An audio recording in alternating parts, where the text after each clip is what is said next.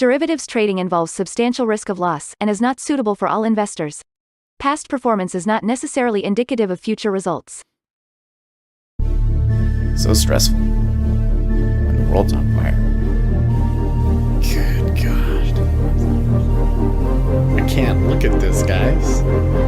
Like, my strategy is you buy it and you hope that you gotta get spotted. Yeah, but we all think you're crazy. You don't fight this. No way. The markets are freaking out and you don't think that anything is wrong? Come back tomorrow and I'll lose it all. Should be fun. Good morning, everybody. So it's Friday, and normally we would just be kind of chilling out today. We do have the consumer sentiment, which is kind of a joke survey, but it is going to come down, and the market does still react to it. But the big thing that happened overnight was that Israel did go and attack Iranian nuclear sites. And pretty massive reaction in the markets. Let's come over to the charts. So here you can see the S&P 500 taking a pretty big hit from it. And the Treasury's getting a decent spike, although I would say they did not beat last week's high. And we are basically back to 111 even, which is where we were. So it's kind of funny. We were having a discussion last night. And because some people, I tell you what, I think there's a certain group of political people that tend to make calls around events like these, like really, really bad calls. And I think it tends to be more of the libertarian-minded folk, and maybe kind of the anti-war Democrat, like far-left anti-war crowd. Because they just can't get over that they don't like that there's war and lives being lost and things like that. I mean, it is a bad thing, but the reality is that most of the time for the markets, we have big flight to safety moves that quickly unwind afterwards. And although we have certainly not seen the end of this issue, you are seeing it unwind quite a bit, right? Treasury coming back. Now, there's going to be more stuff. They're probably going to strike back. We'll see how bad it goes. It could be another one of those like Iran strikes back. They might even strike U.S. bases, frankly. And then the U.S. and Israel strike Iran more and kind of show that Iran can't really do much of anything, and it just kind of dies down. That's usually what happens.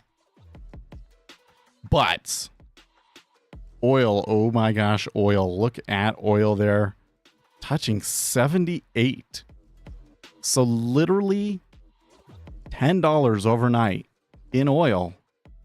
That's going to have knockoff effects on all of our markets.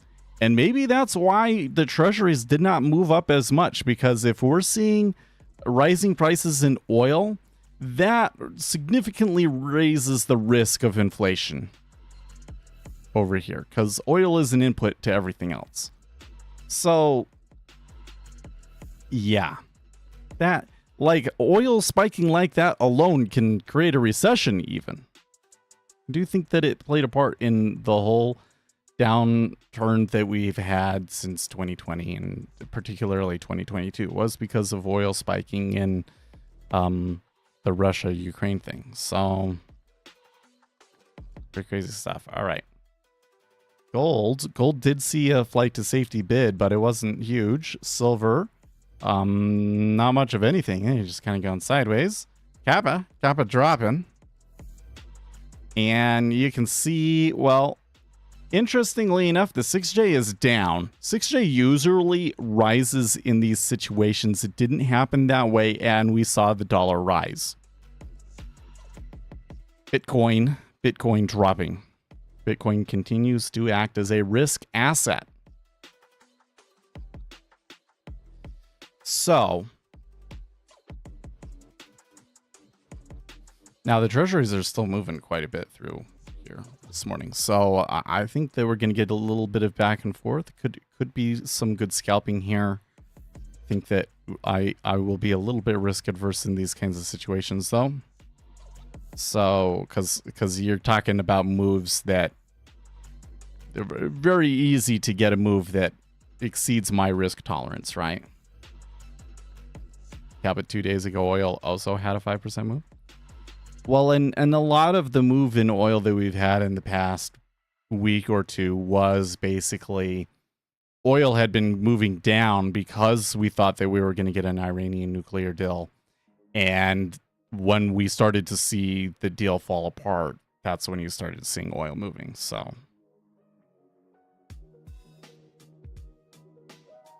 big move in oil for sure.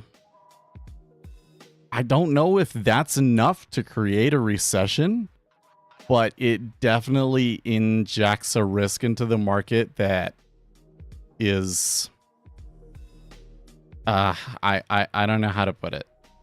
This is just a really irritating setback at the worst time for the US economy, I think. Like Donnie's if the price of oil doesn't come right back down and we're still at these prices a month or two from now, Donnie's going to be livid. It really hampers a lot of what he's trying to do. And that in turn is bad for the overall US economy. Like, it's not just like I'm saying, hey, you know, like what Donald Trump wants, that's good. What the president wants is when the president experiences a setback like that, it's usually bad for the economy as a whole. Like, it would be the same if it was Obama right now. So yeah. All right, so let's let this play a little bit. I'm interested to see what you guys think about the Iran thing. Because here's the thing that I find a little curious about this is people are surprised. People are surprised. I'm not surprised. I kind of felt like that Israel was going to do this like a decade ago, and I was surprised that they didn't do it. Not surprised even a little. Says Paul. There you go. So, but some people seem to have this idea that like Iran is this bee's nest that you really don't want to poke. I don't know where that comes from. Let's see what you guys think.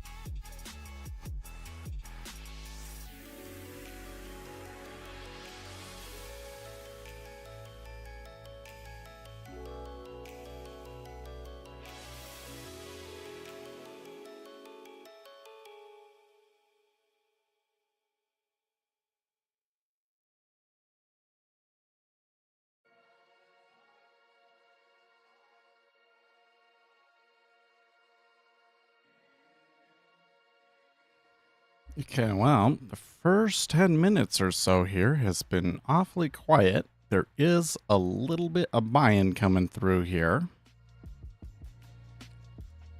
The robot, had I had started things early enough, would be in a short right now. It looks like your ES is lagging. Okay.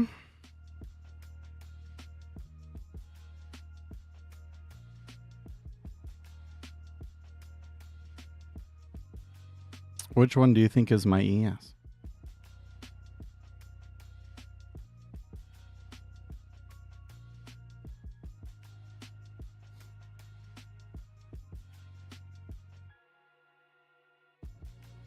Hello, does the VWAP in NinjaTrader 8 be used as a strategy? So it can. Especially you doing it live. Backtesting VWAP is a little bit harder. You can do it, but it takes forever. Because it basically wants to replay all of the orders to do it. You use tick replay to do the VWAP. So what I would recommend if you really want to go down that path is to use what we call VWAP typical. I have an indicator I can send you if you want. But basically, instead of going through every order and seeing the exact price that it was, you just find what the typical price was during that period and assume that all of the volume happened at that price. And when you do that, it comes out pretty close to the same thing, but it allows you to backtest much faster, like 100 times faster. Either way, if you do backtesting on VWAP, what you're going to find is some interesting statistical aberrations, but generally speaking, that the whole idea of a VWAP cross or a VWAP bounce or taking mean reversion trades when we get too far away from VWAP, that this is not a winning strategy. So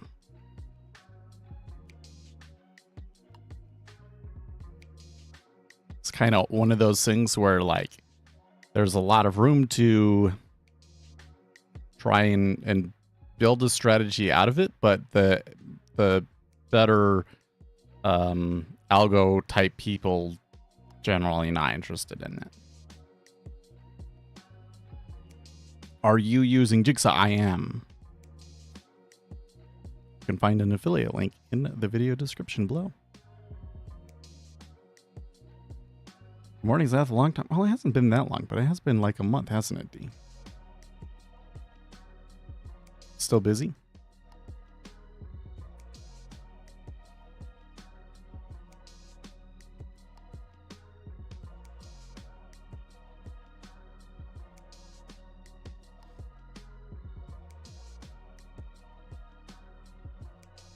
Busy with the work stuff? Oh my gosh, I'm just browsing through Reddit here and somebody mentioned David Hogg. You seen all of that? That he like became vice chair of the Democrat Party, and then they had a ruling that basically because of diversity quotas, his victory as vice chair is not valid. Like, what? Okay. That's crazy to me. That's so crazy, but that's what's happening in the Democrat Party right now. Pretty funny. It honestly is pretty funny. Like, I can't imagine what's going through his head. Do you go, well, okay, maybe they're right, and you just drop all of your political ambitions? Is that... No.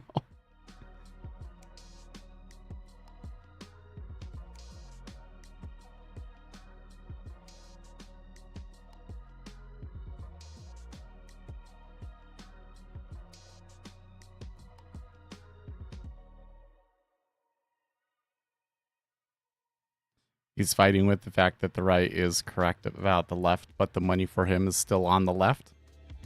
Maybe.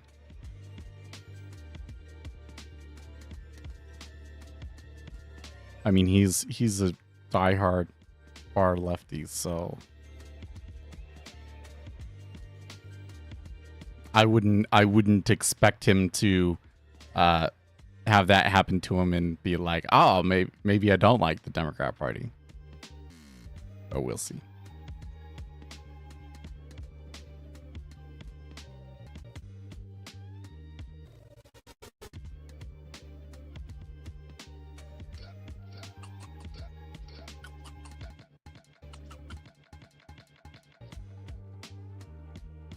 You know, on this indicator, the market order imbalance,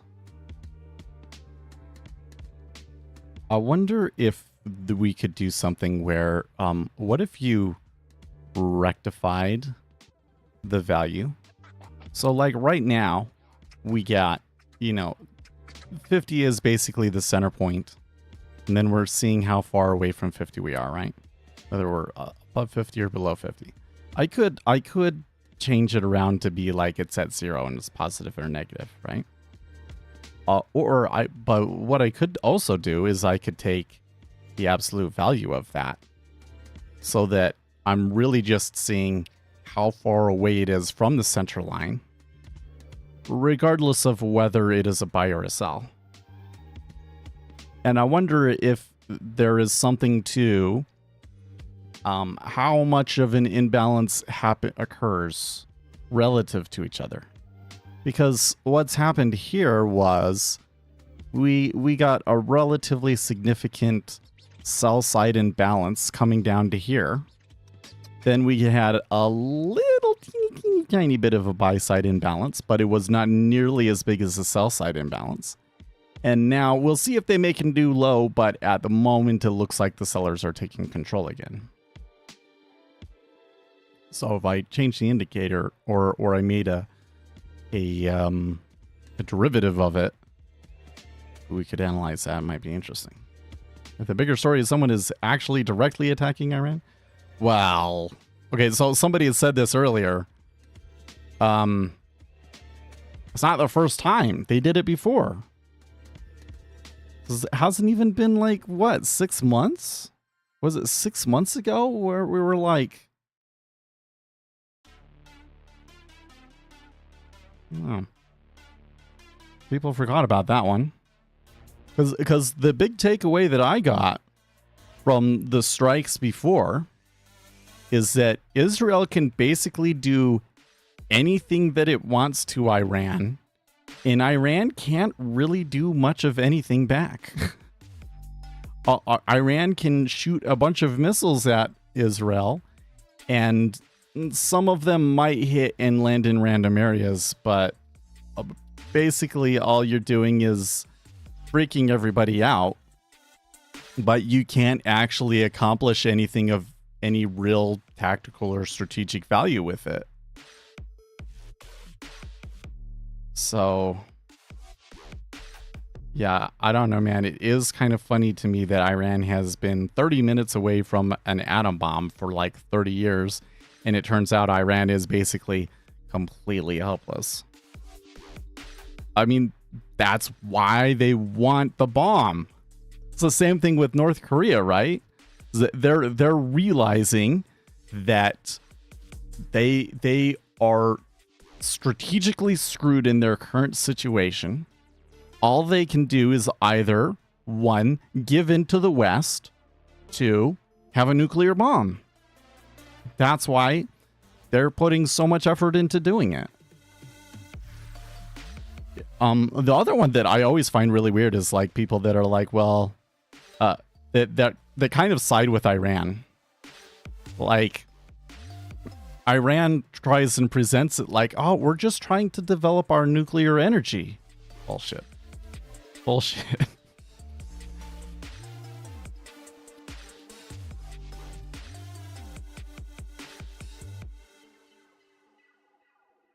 Yeah, it's not suitable for Iran. And it is kind of sad because there were factions in Iran that were pushing towards normalization with the West. And the negotiation that they were having with the Trump administration sounded really positive there for a while. But kind of sounds like the hardliners won out. But maybe there's still room for something good to come from this. Because for one thing, I really just don't think that Iran should have a nuclear weapon. This has probably set Iran back big time, though, on getting that. So maybe this shows them that this is a dead end and they take a different direction in the future. I can only hope. Problem, though, is that I think that there is a lot of ideological pressures there in Iran that might prevent them from doing the logical thing.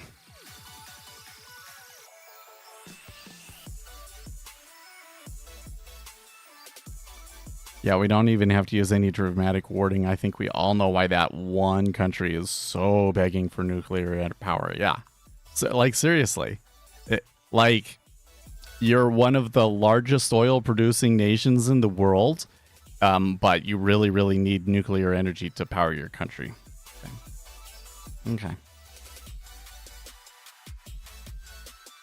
I hope that 10 years from now, this kind of a discussion is a moot point, because China is doing like thorium reactors and other kind of reactors that do not require the enriched uranium that can be used to create bombs.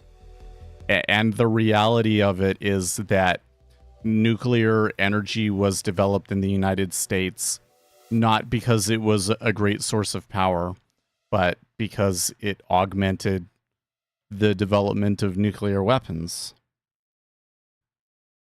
And it's not even necessarily the best way to do nuclear power. And I think that they're going to show that soon.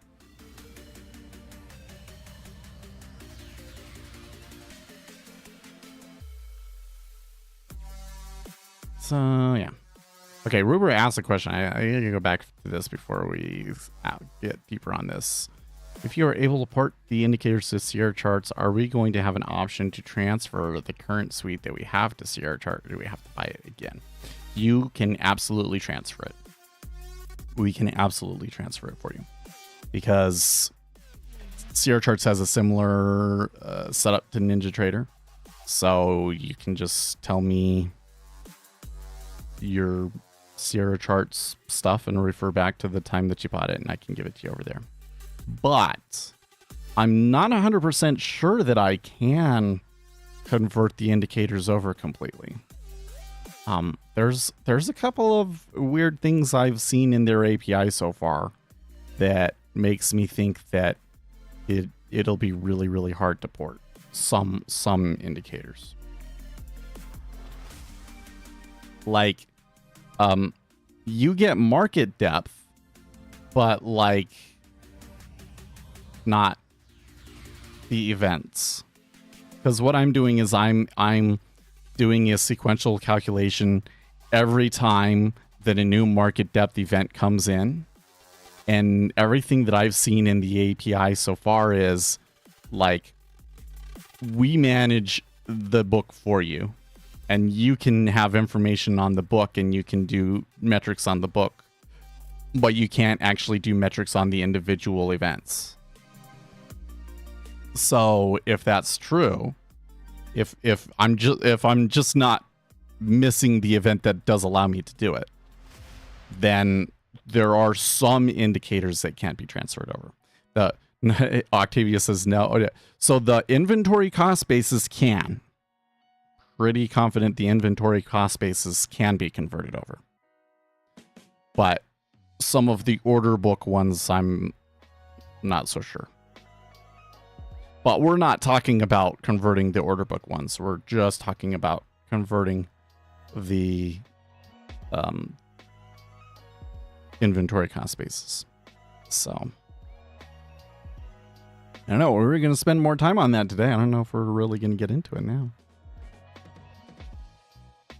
I don't think I'm going to have too much time this weekend to do it either. I think my wife's probably going to be working tomorrow. And if I do get any time, like on Sunday, I need to record unboxing this Switch.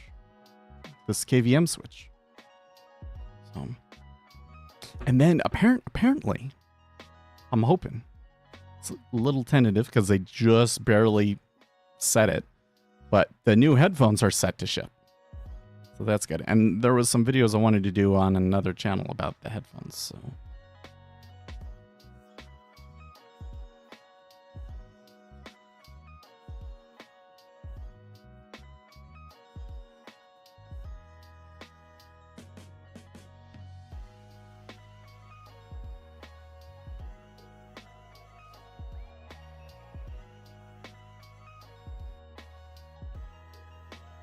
Okay, so back to the Iran thing.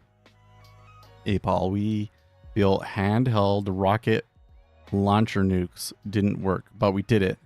Very possible, small and relatively easy. The nuke rocket launchers would try to off the user. Well, so one of the more interesting things that happened through all of that was the development of tactical nuclear weapons, right? Most of what we think of in the nuclear world is strategic nuclear weapons, where you have an ICBM somewhere and it's pointed at somewhere in Russia, and if stuff ever goes down, you hit the launch button and all of the weapons go off and it's like the end of the world. But they also developed tactical nukes, which was like a small nuke that you send into an area just to clear an area of enemy military units and then quickly move your own guys in there. And I think that their general conclusion on this was that it would work, but that they would really rather not use it because there's a lot of risk involved in it and there's a lot of risk to your own troops to it. But that it does work. That's why they get these whole like rubber get-ups so that they can go into that area but then not get any of that nuclear material in them.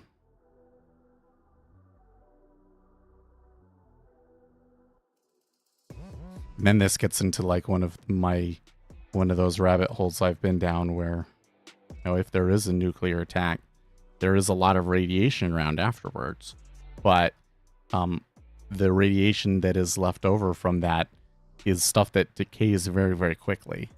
So you just don't want that inside of you.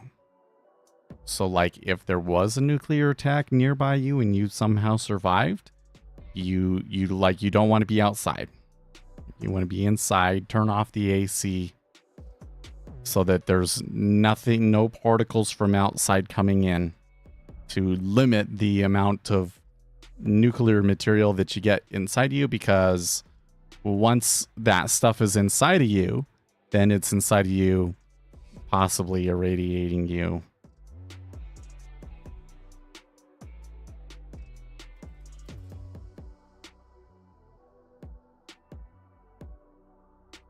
Imagine you have a quantum computer, but you can't use it. Okay.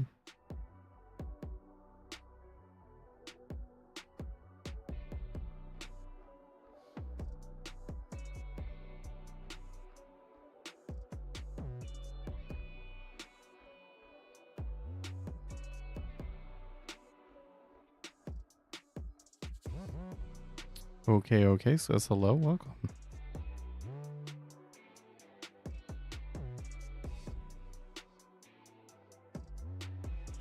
Well,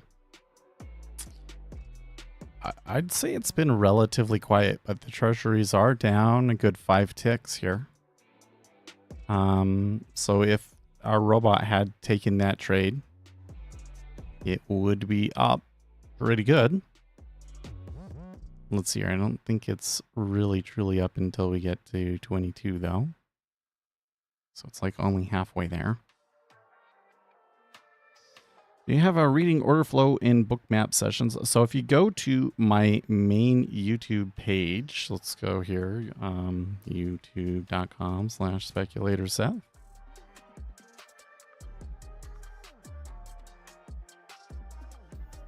And there is a start here playlist. A lot of this stuff in here is like, here's your computer stuff.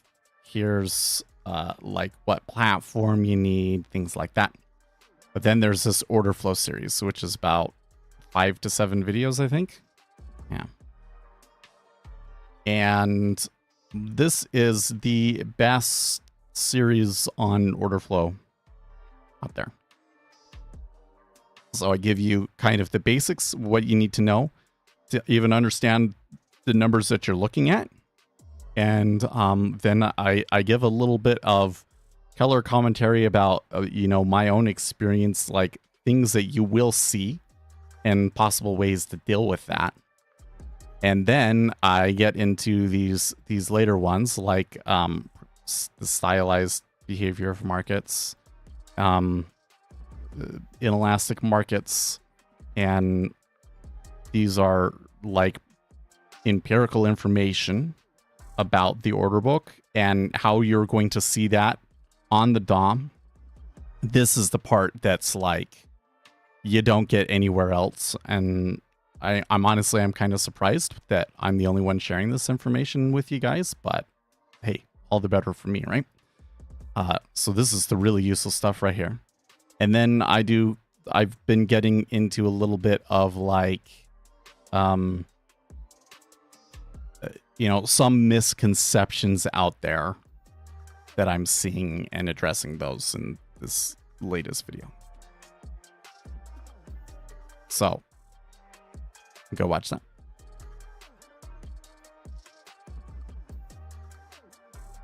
Israel would have never bombed Iran if Trump was president. Oh, so the whole thing is the alternative history on this one, you have to go back further, right? Because there was a nuclear deal with Iran. It was made during the Obama administration. I very, very much disagreed with that agreement, but they made it. So Donald Trump, when he was president, he, being a conservative, also really didn't like the deal, unilaterally pulled out of the deal because it was never a deal that was like signed by Congress and things like that. So, and then there's been this back and forth. Biden was never able to get anything done. Then Trump was like, actually, we're going to make a deal with them. I think there might be this thing like, why would you even do that? Because they have oil. So every American president understands that the price of oil is a significant determinant on how good their presidency is going to go. One of the things that really, really hurt Biden was he pissed off the Saudis at the very beginning, and then they spent his whole presidency using OPEC to keep the price of oil high. It really cut his administration off at the knees. And then at the beginning of his administration, he was also very adamantly anti-oil. That was also making oil price go up, and it took them a few months to be like, oh, you know what, this is a bad idea, and go back on it. Because in the end, there was more oil supply created during the Biden administration. Just it took them a while to figure out that that's the direction they needed to go. So that's why you get Trump figuring this out and kind of going, well, I guess getting Iranian supply on the market is probably our best bet to get energy low here. And I think that that's probably why they're talking about it. But the problem is that what the U.S. wants from Iran is not willing to give. The U.S. wants Iran to completely give up its nuclear ambitions. And Iran seems to want a deal that basically allows them to covertly continue trying and doing it. So, like, the idea that we'd get a deal kind of always seemed a little silly to me. Even though it did seem really hopeful that it was going to get done at one point, right? So, what would happen if Trump had never pulled out of the deal? Well, I think that what would have happened is the original deal would have eventually have expired, and then they would be like, continue to pursue it. And we would probably be in pretty much the same situation that we are right now. So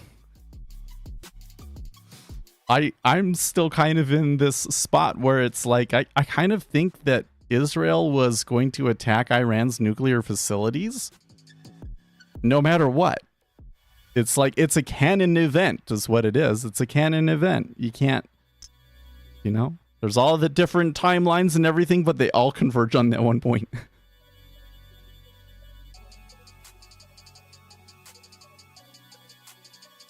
Trump signed the OPEC Plus deal. I am not familiar with what you're talking about.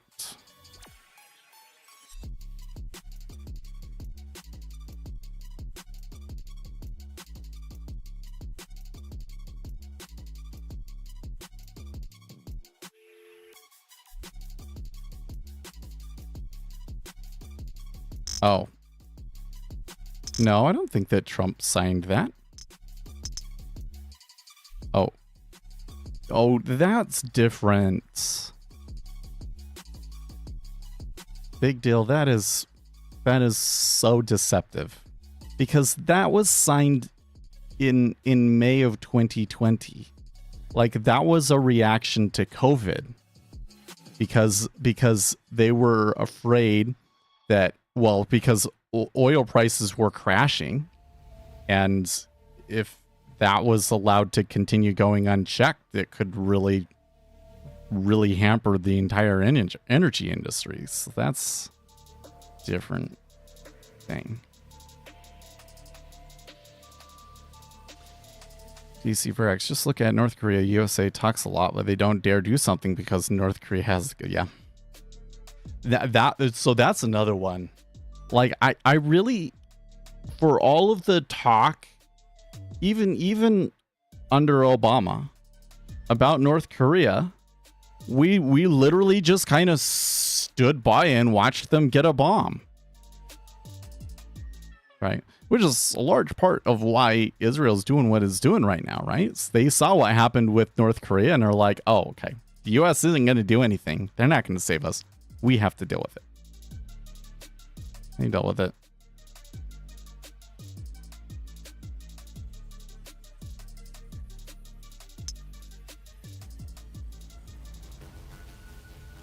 The U.S. wants Iran to move towards the West because of China. So I think that is very much the case with Russia. And I think that they would sure like to have Iran in our corner. But was anybody really ever delusional enough to think that Iran was going to become our friends? Really?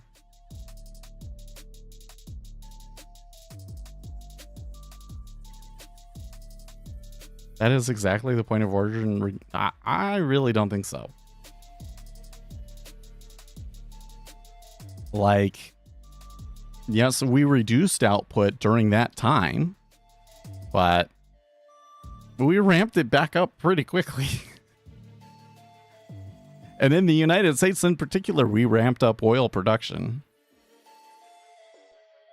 It's actually a little wild to think about how much we have increased oil production in the United States. It's probably the case that you can drill, baby, drill no matter what. And I'm not saying that you shouldn't do that, but it's probably the case that you can never pull enough supply out from the United States alone to keep oil prices stable. Because the problem is you just have a very inelastic market with that. Because the supply of oil does not change very quickly. So that means anytime they do anything, OPEC comes in and reduces their output, is going to spike the price no matter what. Even if the United States is like completely energy independent. Yeah, it's basically supply and demand drastically cut supply. What do you think would happen? Well, prices stabilized, but the decrease in supply that you're talking about was completely recovered we'll pull this out.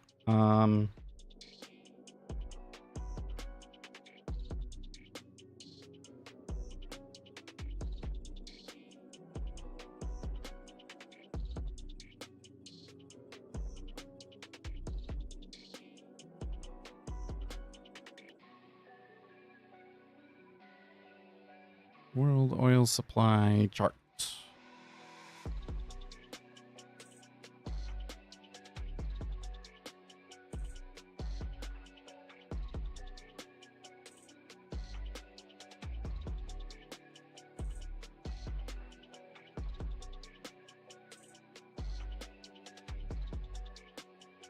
Yeah, right here. This is a good example. Okay. So here it's showing you the world oil supply. So in North America, we were doing pretty good in 2018. And then 2020 hit. Things declined.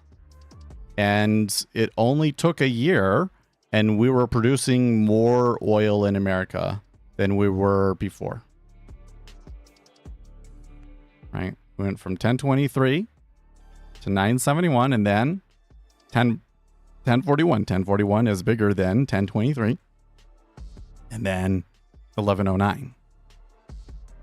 But what happened was some other areas produced less.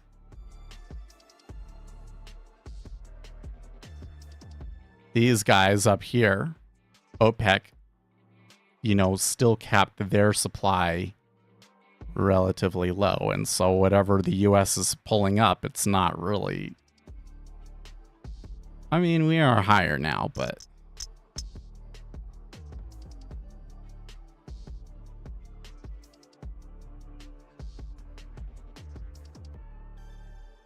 Oh, we could zoom in a little bit. I don't think that's the best chart. Maybe we'll find a better chart.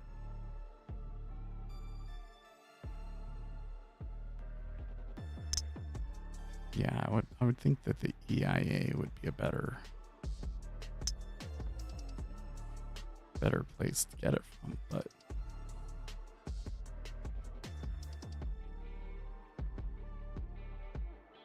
oil prices were falling, gas prices would have tumbled. Is that bad? If it goes too far, yeah. If it gets too far, it is a really, really bad thing.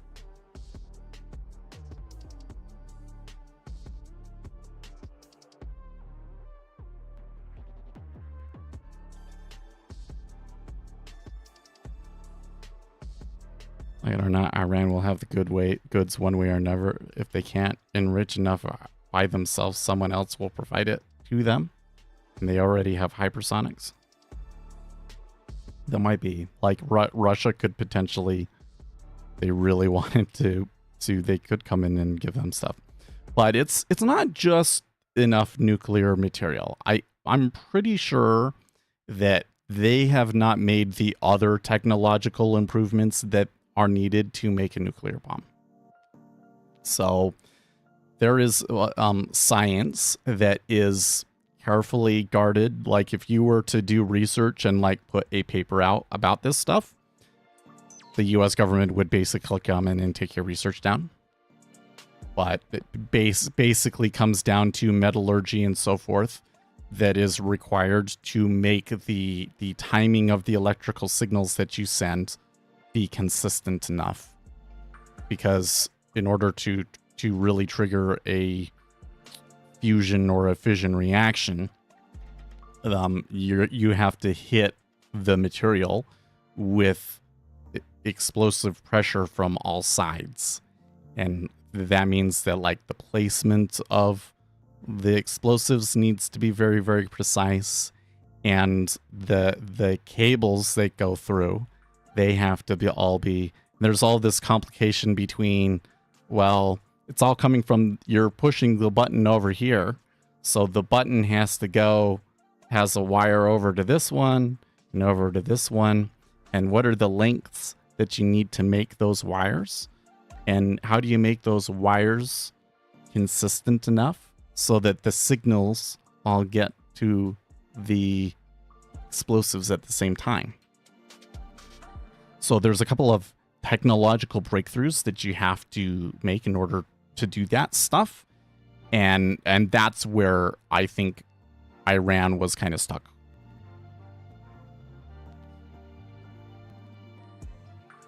That, and they didn't have enough material.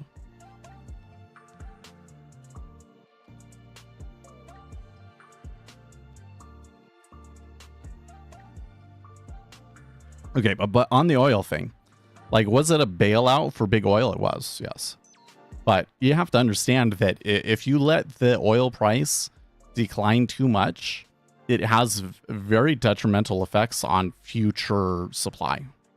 Because you have businesses that get hurt.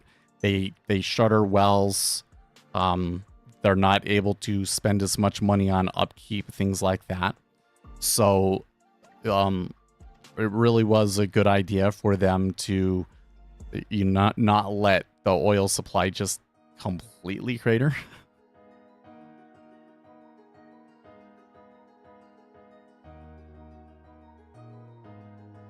But the real point here is that happened 4 years ago and is not a factor in any way about what's going on right now, because the US is pumping out more than they've ever pumped out, and I really don't think that agreement having not been in place would have really changed the amount that the US is pumping out much at all. It is OPEC has been holding back. They've been holding back because the economic outlook, especially the past 2 years, hasn't been so great.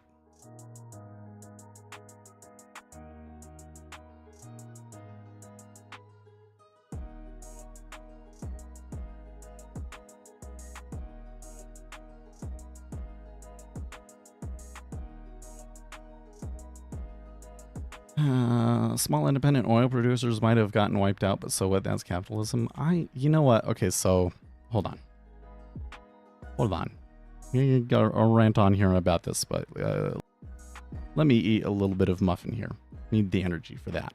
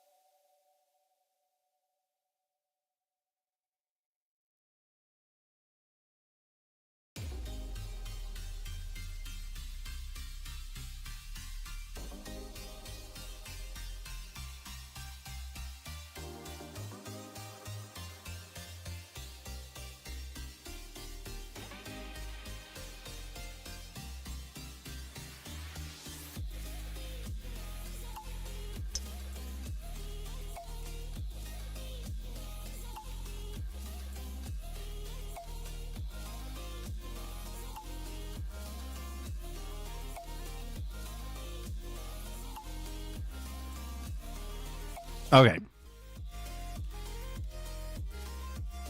Let's see. What's A-Paul talking about? Magically invisible state line gas suddenly goes up 60 cents in multiple states. Well, yes, because they have gas taxes. Yeah. I think that in California in particular, there's other factors as well.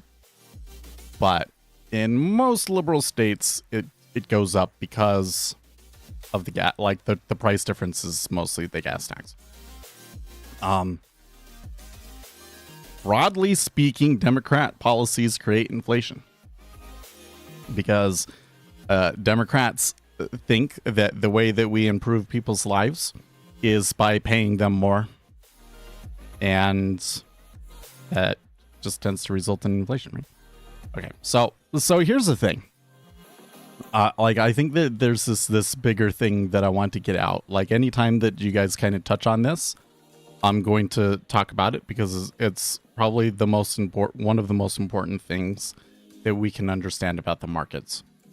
Like, if we talk about the why, like why the stream, the why is that we need to understand that financial markets are not informationally efficient in order to move society into the next stage of prosperity. Okay. So something that happens is that a lot of our view and understanding of things gets limited by the last argument, you know? And so libertarians kind of take advantage of this to push people towards a view of the world that is just objectively wrong. But they're able to use this argument and push it really, really well because the American public has been largely misled about this thing. You see, communism, the whole premise behind communism was that capitalists exploit the labor of everybody else. That they are basically taking value away from the laborer that the laborer should get. There's a lot of fallacies behind that idea. And there's a lot of economic discussion, like some of these things can be empirically disproven in ways. But the way that the United States and the West kind of fought back against that was that they said, well, the way that the United States allocates capital ends up being better than the way that communism allocates capital. So basically, because we have a free market, the people that are good at allocating capital, they make more money, and the people that are bad at allocating capital, they lose money. And so that means that the money tends to congregate towards the people that are good at allocating the capital, and that means that they make better investments. And so that's why the United States and the rest of the world is so effective. It's not true. It's not true. This implies that markets are informationally efficient, that the money ends up going to the place where it would be best spent. And that is simply not true.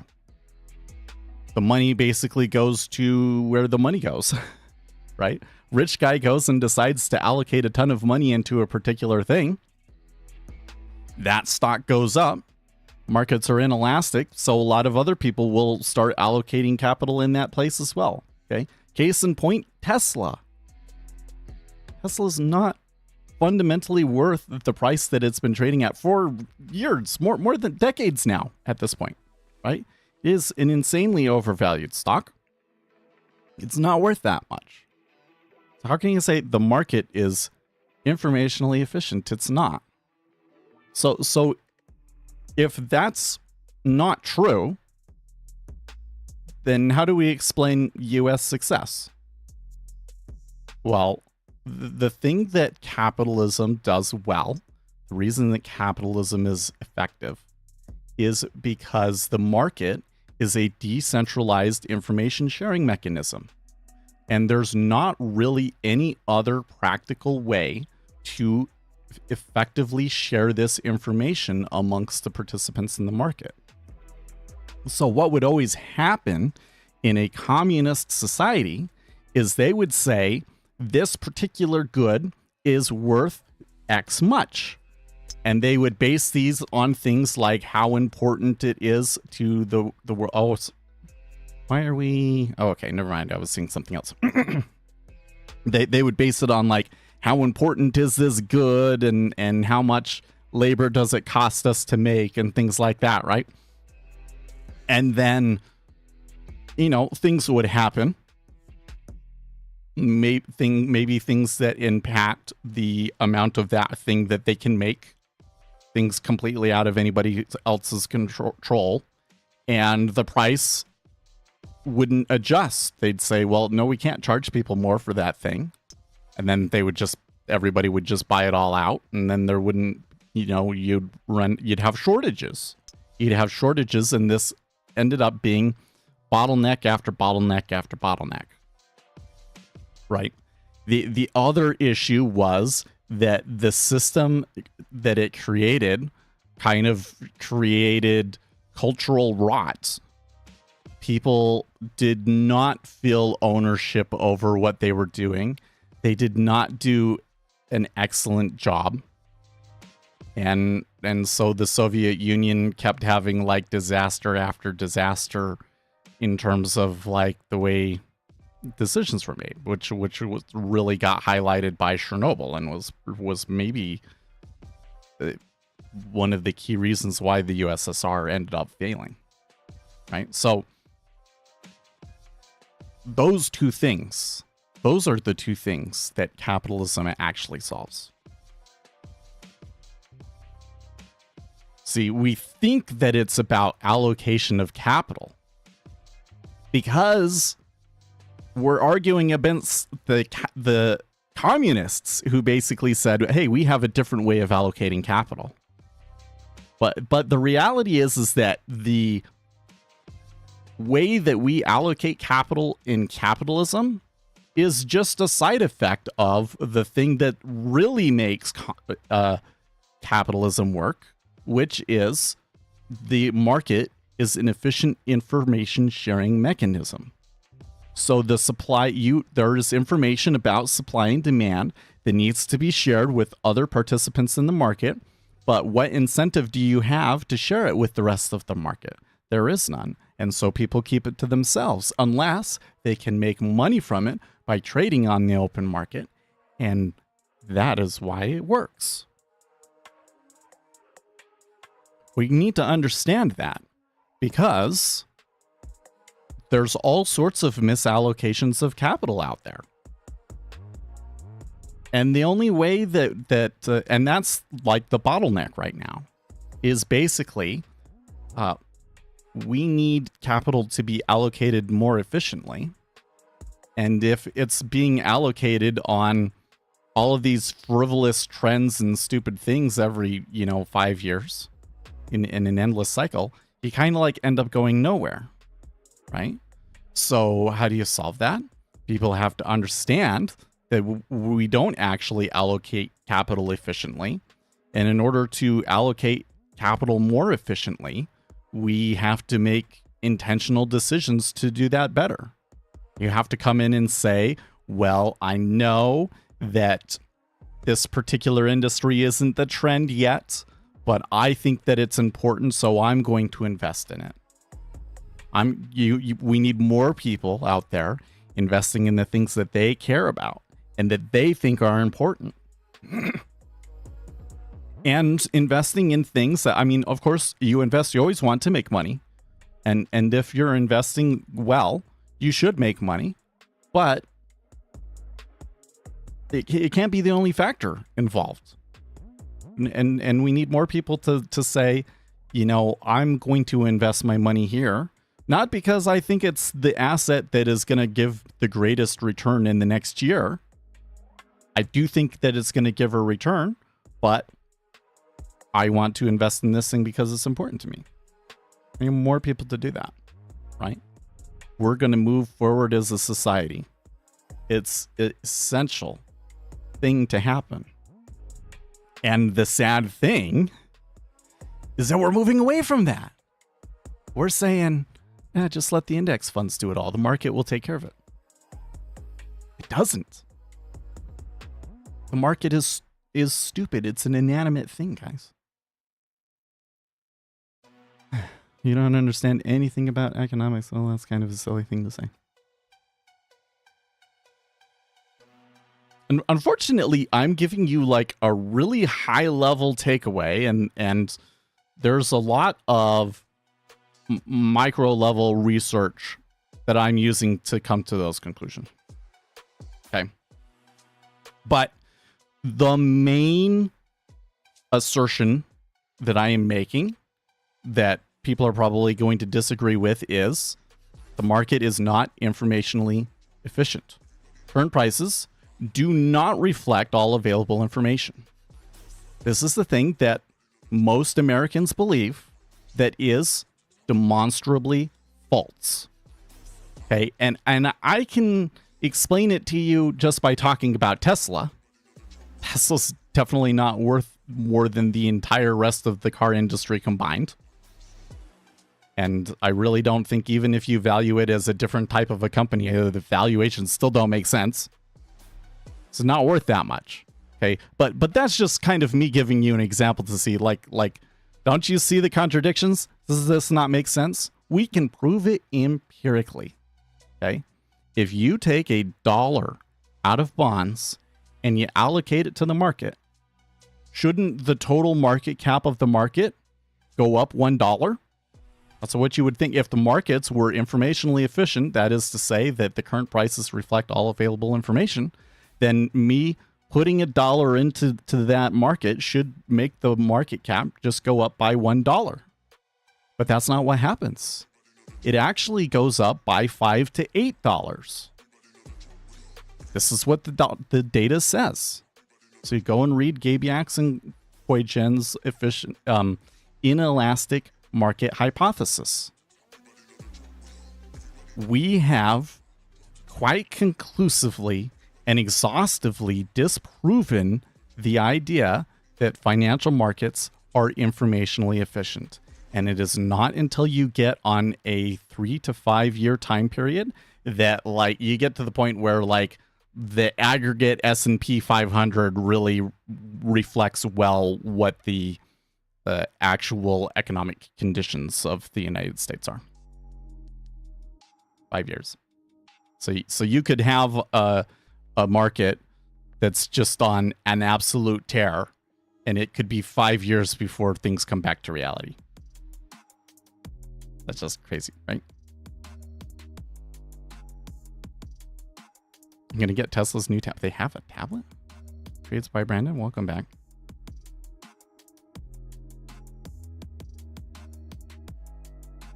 Hey, Paul, I gotta love it when people are like, you're wrong, but they don't even try to act like they can add any more information or argue their point in any way. I know, right?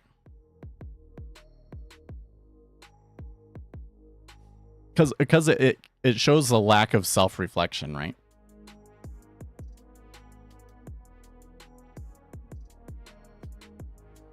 Market cap is just shares price. Market cap assumes you can sell all those shares for that price. Unrealistic.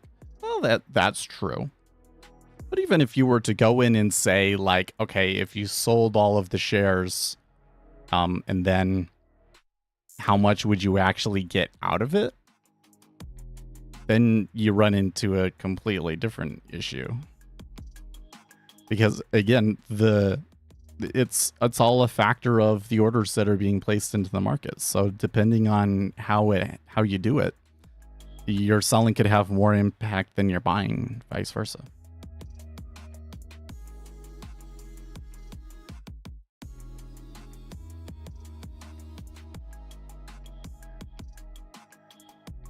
But either way, you're still saying the same thing.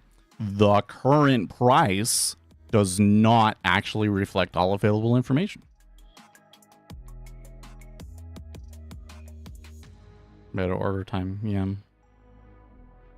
Well, and there's just this thing that like markets react to selling more, right? There's more volatility when there is broad selling. So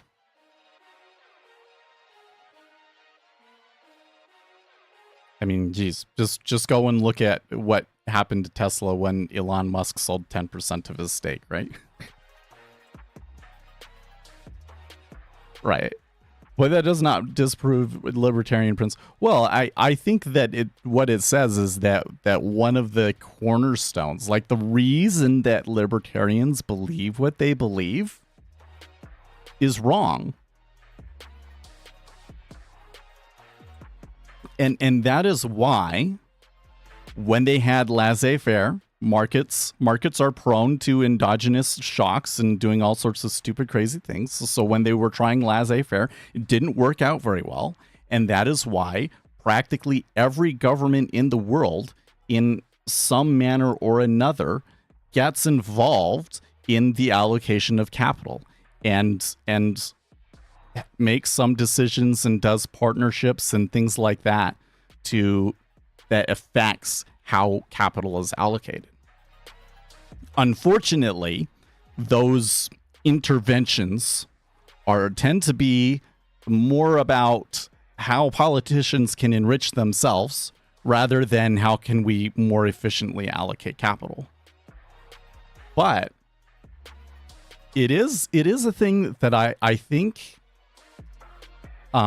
is a little bit of a problem, because China has a market, but their government comes in and very much dictates the way that certain things should be done. And so there are going to be some instances where they make better investments, and they've been very competitive with it. So I don't think that the China way is the way, but it's very competitive, right?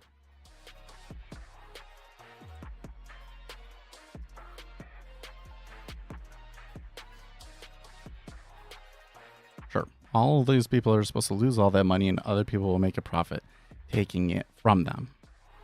Sure, but I don't understand how that disproves the central point, which is that current market prices are not reflective of all available information.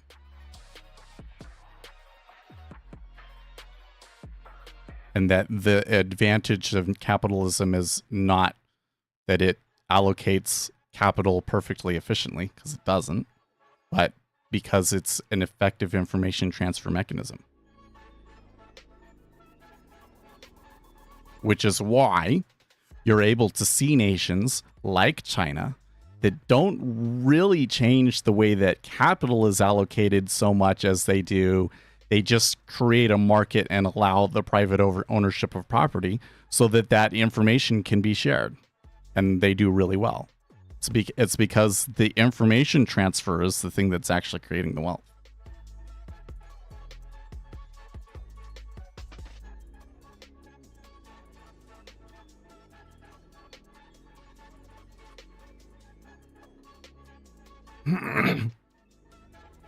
So I just bring that up because when people say, well, isn't that capitalism? We should just let them fail, or we should the government should never intervene in anything. It's a terrible idea. Well, you might disagree with the decisions that they actually made. You always will. There's always, because ultimately it's human, so it's going to be imperfect. But the general consensus among economists and the data that we have says that the government does need to intervene somehow. And even though there's a lot of problems with their interventions, that's better than the alternative. I don't think that it would have been a good thing to allow the world energy industry to just completely collapse after COVID.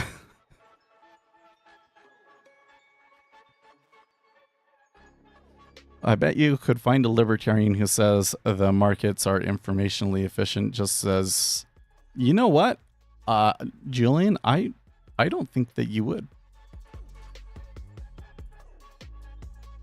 I think the idea that markets are, they might not say they're perfectly efficient, right? But they will say they're efficient enough. It's a pretty foundational principle behind libertarianism, or at least economic libertarianism, right? So the other side of libertarian is really, we should allow people to do what they want unless it's really causing harm to other people, right? Which is probably a bigger draw than the economic argument side of it.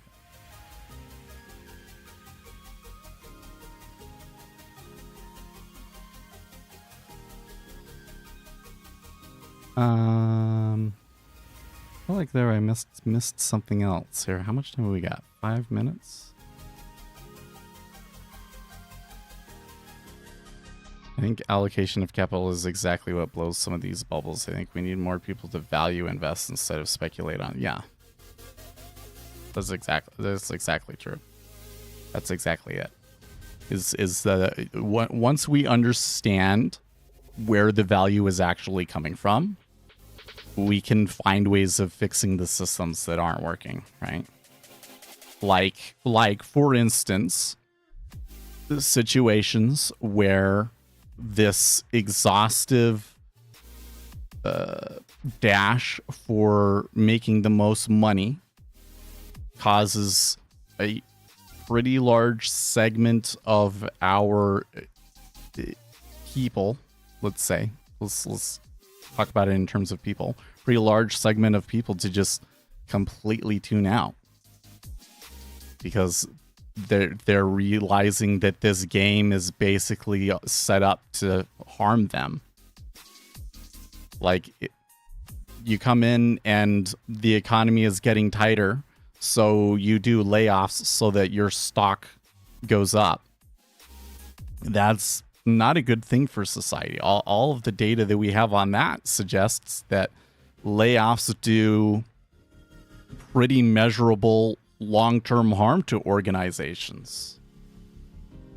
You're enriching shareholders at the cost of the long-term health of the company. That's not good. How do you get away from that? I think the only way that you get away from that is a culture change for us to understand that what makes the most money isn't the only thing that matters. And I really don't feel that the United States gets to the next stage without understanding that.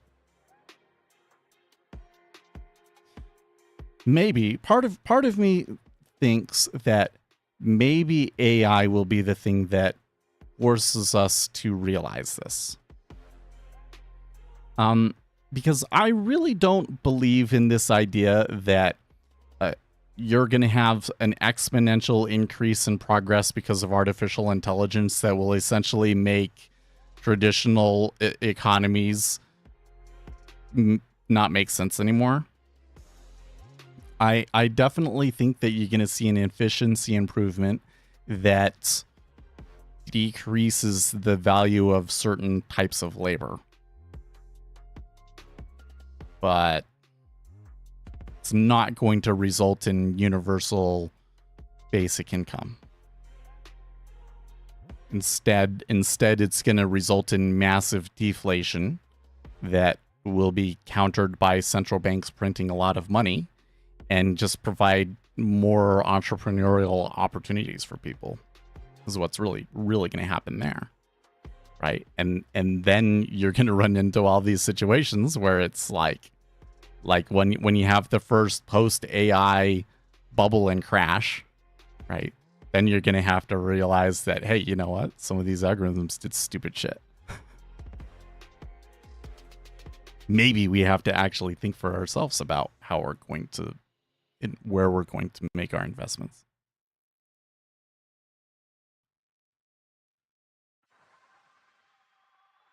So how far did we get here? I think that, so it took it at 111. Never 1, 2, 3, 4, 5, 6, 7, 8, 9, 10. Oh, actually it did. It did get to the profit target. So I guess the robot would have taken one trade, and I don't think that we ever got above 53. There was a place that was close, but the robot never triggered, so it would have just taken one short. Okay, but we do have the Michigan Consumer Survey here in 8 minutes. Cutting employee benefits benefits shareholders short terms, but harms business long term. There's a lot of studies. Just search for it. Ask ChatGPT. Let's ask ChatGPT. Is there any empirical research that shows that layoffs help shareholders short term, but do long term harm to the business as a whole? Yes, there is empirical research that supports the idea that layoffs can boost short-term stock prices but often lead to long-term harm to the business, especially when not driven by the overstaffing or financial necessity. Here's a breakdown of key findings from academic and business research. Numerous studies show that markets tend to react positively to layoff announcements, particularly for public companies, because they signal cost-cutting, increased efficiency, or management's willingness to act decisively. For instance, Farber and Halleck in 2009 found that layoff announcements are often associated with positive abnormal stock returns, especially for firms with large numbers of employees. Lee 1997 showed that market rewards workforce reductions, particularly when they're part of strategic restructuring. Long-term business harm. However, there's strong evidence that layoffs often undermine future performance, especially when not tied to performance issues or major restructuring. A loss of human capital and knowledge, lower morale and productivity among remaining employees, increased turnover among top performers, damage to brand and consumer experience, and weaker innovation capacity. Notable empirical research. Casico. Am I saying that right? C-A-S-C-I-O? Or maybe it's Casio. A study of companies that downsized during recessions found no long-term improvement in profitability, and in many cases, performance worsened. Oh, sorry, that was 2002. Data et al. 2010 on a meta-analysis of 40 studies showed no consistent evidence that downsizing improves financial performance in the long term. Fluffer, 2018, in Dying for a Paycheck, argues that layoffs are often a sign of poor management and that companies rarely see the savings they anticipate. Love and Nahria found that layoffs can damage innovation, especially in industries where employee knowledge is a key asset. Yeah, I probably should use different GPTs, but you know what? So I see a lot of discussion about this. So this happened yesterday. I was going to bring this up, but there was this argument about AI, and people were saying, well, yeah, the AI can do a lot of interesting things, but it can't do what you say it can. And they're like, oh yeah, but that's just because you're not using cursor, right? And I'm like, do you really think that nobody in the software industry is using cursor? They have 1 million worldwide users at this point. Probably more than that now. There's tons of developers out there using cursor. And what they all say is that it can't do what these people claim. Which makes sense to me because writing the code was never really the bottleneck. Most of the work that I've done writing the code is not the bottleneck.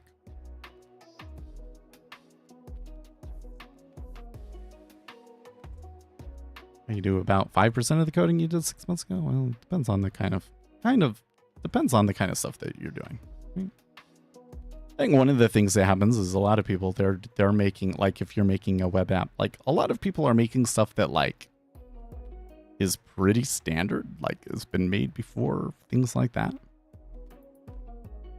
But again, I really don't think that the efficiency improvement is as big as people make it out to be. Like, yeah, I do 5% of the coding that I did 6 months ago. Like, all the coding that I do, I usually utilize the AI in different ways, right?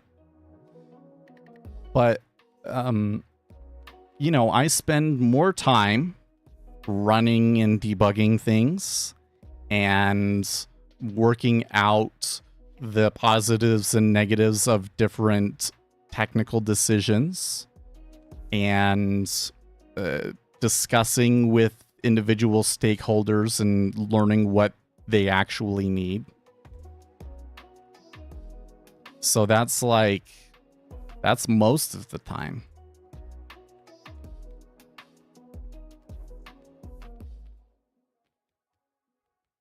So it's just so weird to me that a lot of these people that aren't the programmers, you know, that they don't ever sit there when programmers are telling them it really is not as efficient as people are making it out to be. That like, again, it's like this lack of self-reflection. They can't sit down and say, well, maybe they're saying that because they've used it themselves.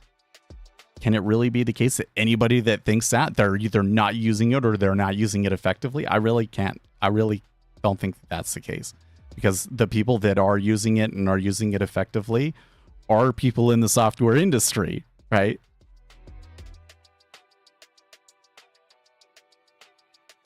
It is great for quickly scanning a code base and giving you the bullet points. So the thing that I've heard on that, though, is that if it gets beyond like 10,000 lines of code, that it just doesn't handle it very well.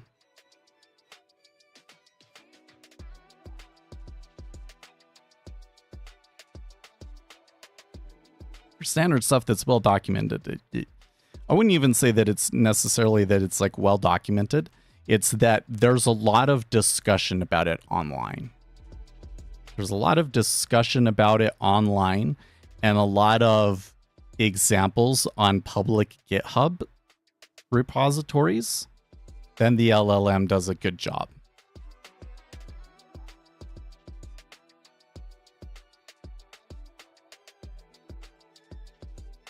Your code base is 180k lines. Okay, so here's the news. Oh, I guess I didn't turn the news squawk on here. So 1 year inflation preliminary, there you got 5.1 versus an expected 6.4. And 5 year is in line with expectations at 4.1 versus 4.1.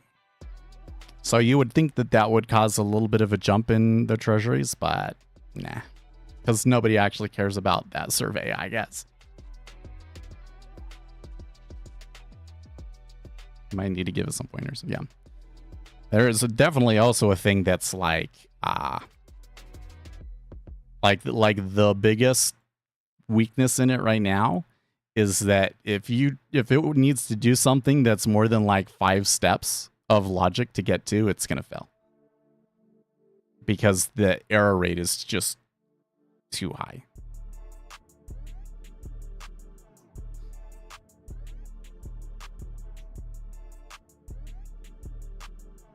And that was a month. Well, I haven't tried using Cursor in the last month.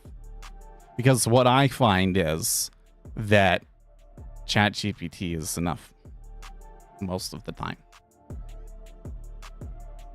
And like when ChatGPT gives me a wrong answer, they all tend to give me the wrong answer.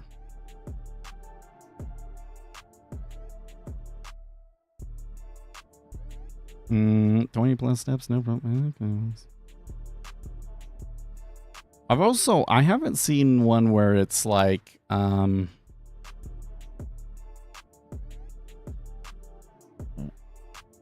have heard of ones where it's like it's going to compile and then see what comes out of the compiler and then change some things until it works. I have heard of that. But like I'm doing Terraform and infrastructure and things like that. So you don't really want it to do that stuff, right? You don't want it to be doing failing stuff when it's trying when it's going to like change actual cloud resources. Can maybe have it do a plan. I don't know if it would be able to handle it. But the thing with Cope, I've definitely heard people say that Claude is the best, but I have not tried using Cursor or Copilot to do Terraform.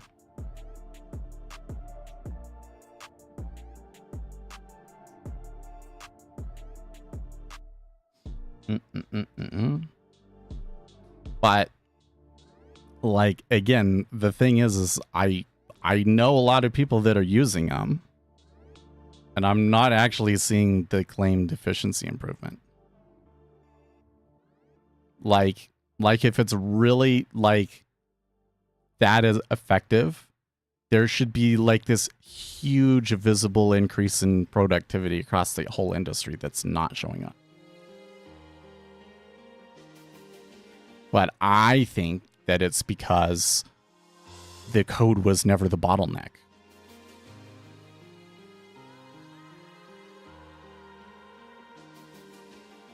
Need to figure out how to turn AI into the... Well, and that's, again, this is a thing where I'm not so sure that an AI would be very good. Or if it is very good, the edge in it is going to be taken out real quickly. So maybe the edge is right now and there's people making money off of it and we're just not aware.